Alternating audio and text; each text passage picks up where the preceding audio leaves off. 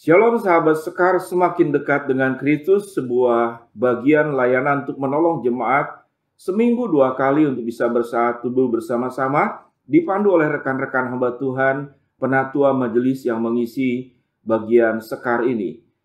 Kita akan berdoa terlebih dahulu sebelum kita mendengarkan kebenaran firman Allah, merenungkannya dan tentunya bagaimana kita bisa menjalankannya. Mari kita berdoa. Bapa yang di dalam surga, berkati kami agar kami semakin hari dari waktu ke waktu, kami tidak hanya mengenal kebenaran firman Allah, namun menghidupinya, menjalaninya, dan firman itu melekat di dalam kehidupan kami tanpa terlepas. Dalam nama Tuhan Yesus kami berdoa. Amin.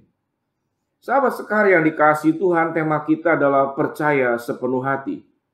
Bagian firman Tuhan dalam Yohanes 20 ayat ke-25 dikatakan, maka kata murid-murid lain itu kepadanya, kami telah melihat Tuhan. Tetapi Thomas berkata kepada mereka, sebelum aku melihat bekas paku pada tangannya, dan sebelum aku mencucukkan jariku ke dalam bekas paku itu, dan mencucukkan tanganku ke dalam lambungnya, sekali-kali aku tidak akan percaya.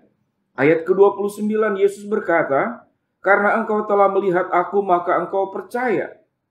Berbahagialah mereka yang tidak melihat namun percaya. Saudara-saudara jemaat yang terkasih di dalam nama Tuhan Yesus Kristus, menjadi anak Tuhan adalah sebuah peristiwa tatkala kita menerima Kristus.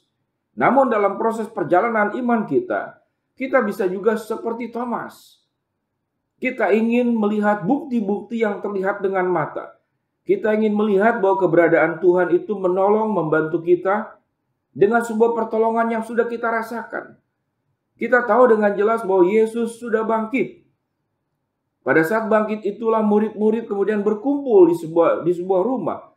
Namun Thomas tidak ada di sana. Lalu kemudian Yesus menampakkan diri kepada para murid tanpa Thomas. Dan murid-murid tatkala kemudian Thomas bertemu dengan murid-murid yang lain. Dan murid-murid berkata, aku sudah melihat Tuhan. Aku sudah melihat Tuhan. Tetapi Thomas menjawab seperti yang pada ayat yang ke-25 yang dikatakan. Sebelum aku melihat bekas pakunya, aku menyentuh bekas pakunya. Sebelum aku bisa mencucukkan tanganku ke dalam bekas lambungnya, maka aku tidak akan percaya. Thomas adalah disebut sebagai orang-orang yang skeptis. Kalau kita baca saudara di dalam ayat-ayat yang sebelumnya, dalam Yohanes pasal 14 ayat yang kelima, Thomas berkata, Tuhan, kami tidak tahu kemana engkau pergi. Jadi bagaimana kami dapat jalan ke situ? Di bagian ini pun kita bertemu.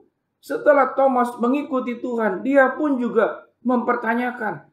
Sewaktu Yesus berkata, aku akan pergi ke rumah Bapa dan menyediakan tempat bagimu, sehingga di mana aku berada, kamu pun berada. Setelah kematian Yesus pun, sewaktu Yesus mau disalibkan pun, Thomas pun berkata dengan sebuah perkataan bahwa mari kita mati bersama-sama dengan dia. Sebuah sikap-sikap pesimis, sikap skeptis, atau mungkin kalau kita bahasakan adalah sikap nyinyir. Bukankah itu juga adalah gambaran tentang kehidupan kita sebagai orang percaya?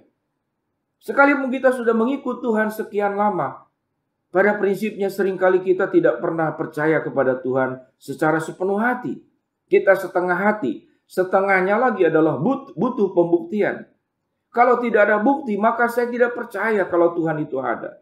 Kalau Tuhan itu bangkit, kalau Tuhan itu hadir, kalau Tuhan itu hidup, kalau Tuhan itu maha kuasa, kalau Tuhan itu maha luar biasa, maka saya tidak percaya.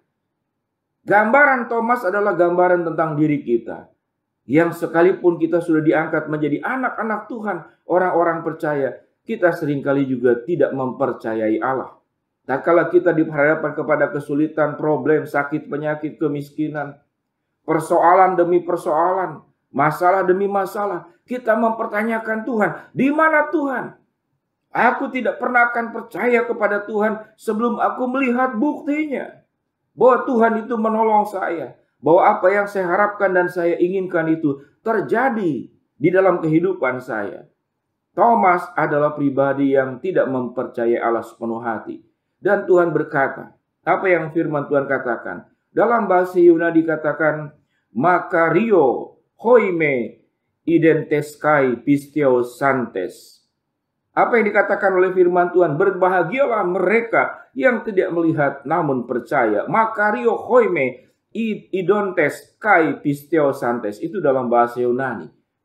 Biarlah kita menjadi orang-orang yang mempercayai Allah dengan sepenuh hati. Bukan karena ada bukti terlebih dahulu. Namun karena Tuhan sudah berjanji dan Tuhan akan menepati. Kalau Tuhan berkata dia akan menolong kita, dia akan menolong kita. Kalau Tuhan mengatakan dia akan hadir menyertai kita, maka pun dia akan hadir menyertai kita.